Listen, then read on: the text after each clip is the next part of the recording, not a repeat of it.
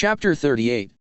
The opportunity that is offered within the scope of this project is multileveled or multidimensional in quality.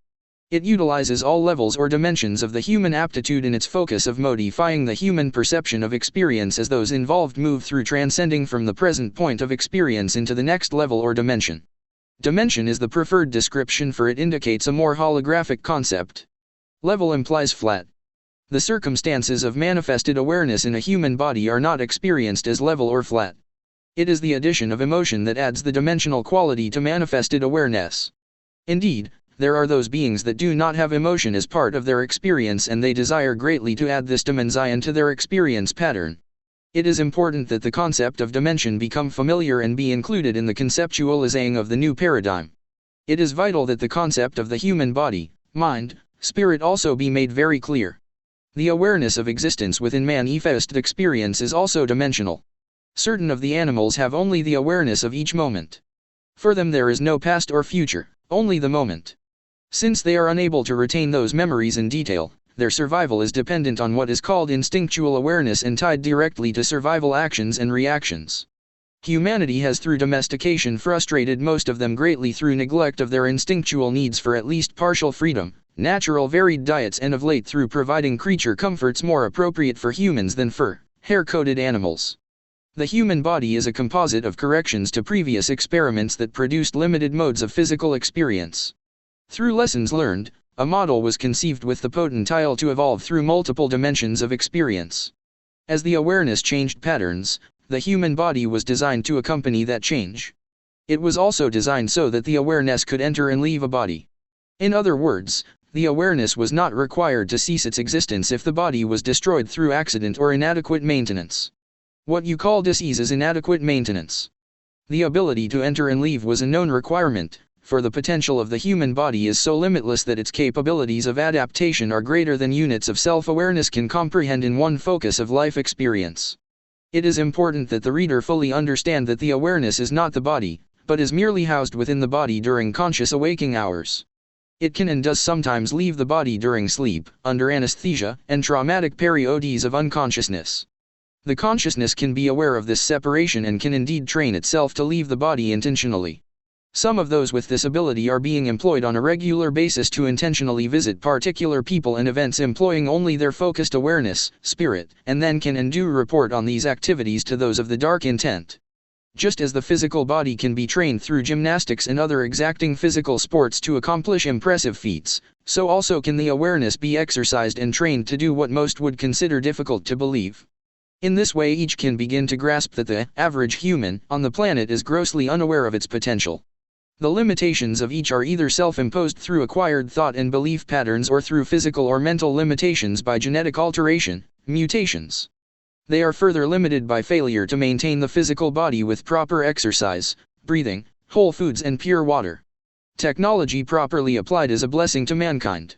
Technology guided by competition intended to create profit at the expense of one's fellow man results in greed. Through the law of attraction, this intentional exploitation draws to those who do this their just due, or what might be called equal compensation. Realizations of the truth of what they are about that result in change of intention and action also allows for a change in the degree of experience drawn in accordance with the degree of change.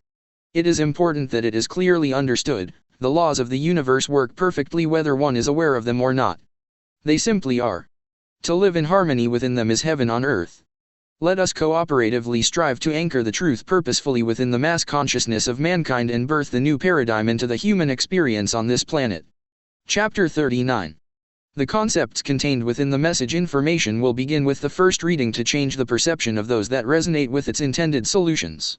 It is apparent that the opposition's wars on poverty, crime, cancer, and drugs have produced few positive results whatsoever. The conceptual purpose of war is to provide control over another group of humans, including their possessions. When this concept is applied to the wars on poverty, crime, cancer, and drugs, it is possible to see how these fit the evil plans perfectly to manipulate and control from within more easily by gaining the consent of those that are the intended victims. These intended good intentions act as a magic trick to spread the focus of their intended purpose because they apply the law of attraction. By resisting these situations and circumstances through focus of fear thoughts and actions, large groups of humanity are drawn into the planned experience. It can be concluded that this warring approach would not birth the new paradigm into reality.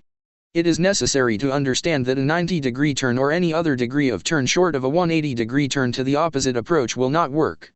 Those that make the decision to commit to birthing the new paradigm must make it their primary focus. What the opposing faction is focusing must be held in the peripheral vision. When their plans and actions are faced fully and embraced with fear, it gives them the desired energetic support and aids them greatly in accomplishing their goals. It is important to be aware but to remain focused on the plan that fits like a hand into the glove of creation. The glove is simply awaiting mankind to place their hand within it. Symbology will play an important part in the ability to hold the positive focus. These have been used for eons of time as a focus point that allows for individual understandings and interpretations within a basic concept.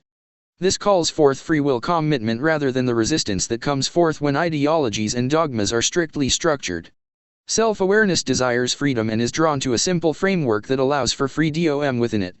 It was the simplistic framework of the USA that drew immigrants from the world over, for it offered freedoms that had been only dreamed of. The value of the opportunity within this framework, however, was not honored by succeeding generations. This golden opportunity has been bricked and barred in through laws and regulations that one by one weakened it. Greed and deceit are the mortar that holds these bricks and bars in place and its citizens in bondage. Slowly and cleverly accomplished, the majority of citizens adapt and barely notice as each generation accepts what is and the creeping changes introduced during each span of time. The opposition is clever and insidious, patient, and well organized and has advisors with great technology. The situation is serious indeed. Those who can comprehend the puzzle picture and its seriousness have the opportunity to choose the eventual outcome. The timing is now such that the occasion to even change the obvious outcome is long past. The sequence of events has reached the point of it being impossible to return to the previous opportunity by repairing the damage done. The plan within these messages, with widespread, purposeful and focused commitment, can and will accomplish the desired goal. It will require transcending old belief systems and leaving them in the bag to be left in the hands of the evil planners. These beliefs were designed by them to serve them. The sooner all committed messengers realize and face this truth, the sooner the end of their planned scenario will come. The new paradigm will bring into being a new set of belief systems that serve humanity, not enslavers. The tools of the current limited concept of government along with religion and war must be left behind in their bag of tricks. The magicians must be left to ply their trade among themselves somewhere else. The above underlined phrase is a clue to what has been part of Earth's past and present.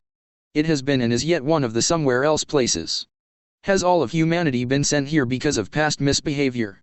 Not necessarily. Many risk incarnations here for the opportunity to rise above, transcend, the negative behavior patterns and do succeed. Many do not and find themselves enmeshed in the circumstances of Earth's current crisis. The successful manifestation of the new paradigm will change not only the future of most of Earth's inhabitants but free the planet from this assignment. It is necessary that each individual gives this choice serious consideration and makes their decision based on a careful logical and emotional basis. Both modes of experience will be actively required in tandem and synergistically. Each will support the other in times of doubt and frustration when all does not happen quickly enough or expectations exceed apparent results. The desire to rescue the suffering will be great and examples of victims will be paraded before you through every media means available for the purpose of keeping all locked within victim consciousness. The observer mode of allowance while the new paradigm focus manifests and brings the ultimate solution to their plight must be held securely at the forefront of the conscious awareness. If dropped, it must be quickly picked up. Looking at or recalling a meaningful symbol is the easiest way to regain the focus. Will all that resonate and commit be able to retain their focus? The success of the project will depend on the consistent and the persistent. Each must look within themselves to determine if their evolvement and genetic adaptation is such that a commitment of this magnitude is possible, plausible, and noble enough to find out if the traits of character necessary are available or not. It is certain that each one that commits will find out. End chapter 39.